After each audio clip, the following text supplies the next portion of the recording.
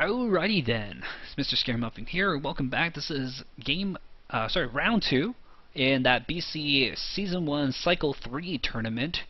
Moving along in the upper bracket, and unlike the Nugget Bridge tournament where I can change up my team in between rounds, you are locked onto your team of 6 for this entire tournament. So coming into this one, Max, he and Mark Hansen actually run a blog called TCG with Hats where they talk about Pokemon, the trading card game, but both Max and Mark were originally VGC players. They got into playing, I think, through Smogon and all that kind of stuff, and eventually got into doubles, and they're very, very good at analyzing and at dissecting the meta and stuff like that. And Max has actually done extremely well, I think, in pretty much every single one of the BC tournaments. I think he's won twice now in the BC tournaments. You guys know it's Cycle 3, but we actually had a few like beta runs as well where Max won some. I think he got like 2nd or 3rd in a couple other ones. Mark, on the other hand, hasn't done as well. Mark, you got to step it up, buddy. Anyways, I'm playing this one, and I hate to say it, but I was pretty much resigned myself to losing. But I did see his team in the preview, and Max basically did reveal his entire team from Cycle 2 already, and it's a Sun-based team focusing around Charizard and Aerodactyl, which is exactly his leads. And so I almost kind of knew the kind of stuff that's on his team already, and I basically wanted to try to sucker punch that Charizard as soon as I can with a Safeguard Swagger sucker punch on that Charizard to take it out right off the bat. But he smartly switches over to the Toast Box, and afterwards we were both talking about how much we love the Toast Box. But yeah, the Toast Box, and now he has a double threat of fire against my Mawile, which makes me a very sad panda because I'm not going to be able to survive one hit under Sun from this. But I will be able to take one of them down along with me. But the question is now he has the opportunity to protect with one of his Pokemon and attack with the other one. So he's going to get that flamethrower going off, and he probably predicted my protect anyways. But yeah, once again, my Meowstic super strong and manages to stay alive. Gonna get the T-Tar, get rid of the Sun, and there's not much I can do with the Meowstic here, so I'm just going to throw out a random Swagger somewhere. And do I hit anybody? Yes, I do. I hit the Rotom. No, I hit my own guy. That's right, because my T-Tar is normally a special boost T-Tar, but I did get my safeguard up first turn, so I could get this on the second turn. And what I was mentioning last time is that I wanted to sucker punch one of his Pokemon, but I didn't know which one he was going to protect with and which one he was going to focus on the Mawile. And so I said, screw it, I'm going to switch out to something that can eat a fire attack safely and also get a Swagger off on it, so he's going to do ridiculous amounts of damage. And I'm threatening a very, very offensive-minded T-Tar here. Still bring back out the Mawile, who still can do something, at least protect or act as a huge bait. And he's gonna pull back the Rotom because it is confused now, and I can safely Rock Slide against his Charizard because he did protect last turn. And that Rock Slide is going to do a ridiculous amount of damage, I'm hoping. It's going to be Life Orb, but unfortunately my EV spread does not give boost to T-Tar's attack. But wow, T-Tar actually going really fast. And ouch! Ouch! Ouch, that really hurt. I did mention that I was going to die on one hit from a fire attack, but under Sun, I assume. I thought that outside of Sun I'd be fine, but don't worry, it's okay. Rock Slide, maybe. Of course, Aerodactyl revealing that Focus Sash, so it's going to stay alive with 1 HP. But yeah, that really caught me by surprise. But the +2 T-Tar with the Rock Slide is going to hurt things ridiculously. I can basically rip apart everything in his team with Rock Slide now, except for the Gardevoir. And the Gardevoir has a chance here to do something. And he's going to throw up the Y-Guard, which is actually really good because my Garchomp basically only has spread attacks except for the Dragon Claw, which I would use to get rid of the Aerodactyl, and I predicted that he was going to try the Y-Guard, and I knew that because I saw his team on TCG with Hats, so I kind of knew what he was running. But he's going to Moonblast the Garchomp and get rid of that right off the bat. And oh, actually, I just went with the double attack. Okay, so basically I assumed one of them was going to die, and I think I actually just doubled attack on the Aerodactyl. And of course, the Aerodactyl went down on the first attack, so the second attack is going to hit the Gardevoir instead. So here comes the Rotom, and I'm going to protect for one round just to see, but I'm pretty sure I basically want to confirm that the Gardevoir was locked onto a move with a choice item. And here's the funny thing, is that I mentioned previous game that Sand boosts the T-Tar's special defense up. Well, what I didn't realize is that if the Gardevoir was choice scarfed, this Moonblast would not have KO'd my T-Tar. If it was Choice Scarf and it got the speed bonus from the Choice Scarf, then the Moonblast actually would not have killed the T-Tar at all. It would have to hit it a second time.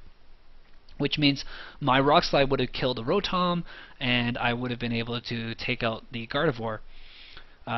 Maybe. I would have a chance to use something to take out the Gardevoir. But the fact that it killed my T-Tar under Sand meant that it was a choice spec, which increases his special attack. And that actually makes a huge difference, because without choice scarf, my Garchomp actually is faster than his Gardevoir.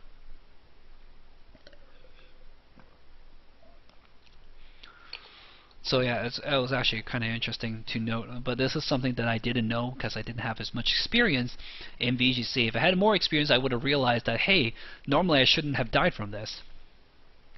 I'm going to get the Fake Out off onto the Gardevoir just to stop it from being able to do things.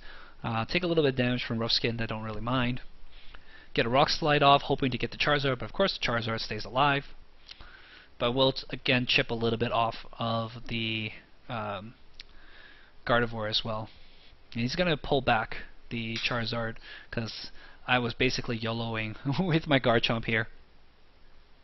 But I actually protected instead. And did I go for a Swagger on the Gardevoir? Oh, but I missed. And here comes the Moonblast into the Protect. So a nothing turn here. I need to get my Garchomp out of there. And I was hoping to eat a Moonblast onto my Mawile here, and maybe Swagger it for a good measure too in the beginning. No, actually I Safeguard instead, hoping to get a +2 Sucker Punch next turn. Really opting for that +2 Sucker Punch. It's so handy to have. And Gardevoir is almost guaranteed to attack every single turn anyways. But Moonblast! And I survive with 1 HP. Sucker! So he's going to retreat, no doubt predicting the Sucker Punch, and I think I knew he was going to do that, so I went for a different attack instead. I hope I did. Let's see if I did.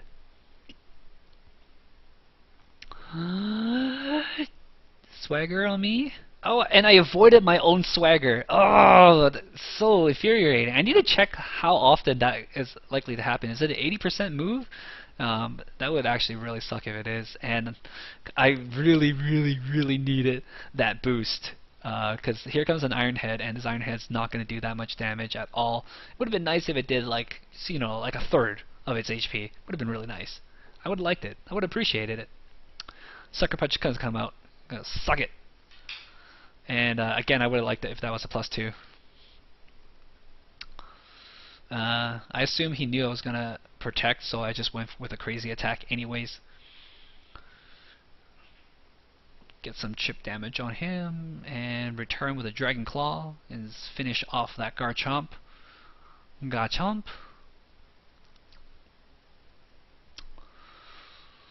And yeah, so going balls crazy right now because I didn't know what to do. Eat the Overheat. Why not? Why not? My Mawile is basically screwed anyways.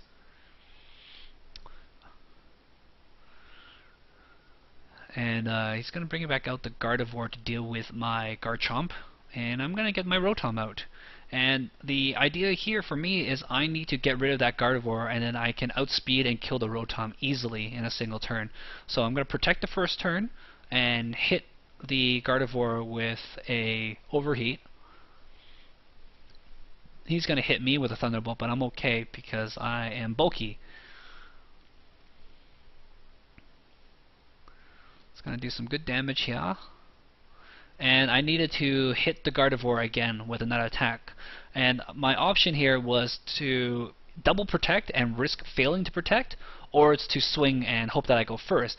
I had assumed the Gardevoir was running Choice Scarf and would always be faster, but as I mentioned, I should have known from the result of the previous match that he would be running Specs, and then my Garchomp would have been faster. And afterwards, Max did tell me, like, yeah, why didn't you just attack? Because you would have won. I'm like, I didn't know. I would have had a chance to get into a game 3 at least. But now I am stuck with 2v1, and I'm pretty sure he was running Ancient Power. In fact, on TCG with hats, I saw he was running Ancient Power. And if you're wondering why I didn't know what item his Gardevoir was using, on TCG with hats, the blog, his Gardevoir was running Scarf, but he changed it to Specs for this tournament to try it out. And it was one of the few changes he made. One of the other changes he did was he got rid of Scrafty from his team as well. And that Ancient Power is just gonna rip my poor Rotom to shreds. But wow, Citrus Berry actually recovering a lot.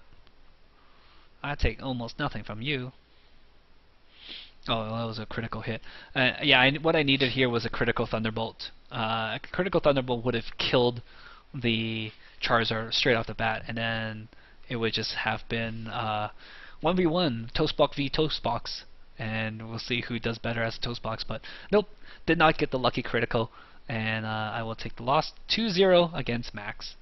Anyways, guys, thanks for watching. Hopefully by now, at this point when this video comes out, I would have my capture card ordered and coming sometime soon to a theater near you kind of thing. So hopefully expect that, and I am still of course paying it off, so if you guys do want to help me out here, and I would really appreciate it, I'm going to put the donation link down in the video description below. Once again, some of you guys pointed out that I didn't mention it last time, so mentioning it now. Thank you for watching, everybody. I will see you guys next time. Ciao!